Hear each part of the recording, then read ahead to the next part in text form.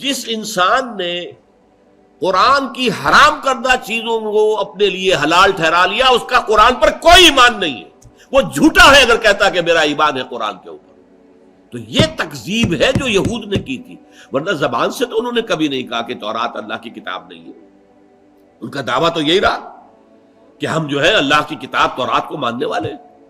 یہی حال آج ہمارا ہے، اپنے عمل سے پوری امت مسلمہ قرآن کو جھٹلا رہی ہے، اس لیے کہ قرآن کا نظام کہیں قائم نہیں، قرآن کے قوانین کہیں نافذ نہیں۔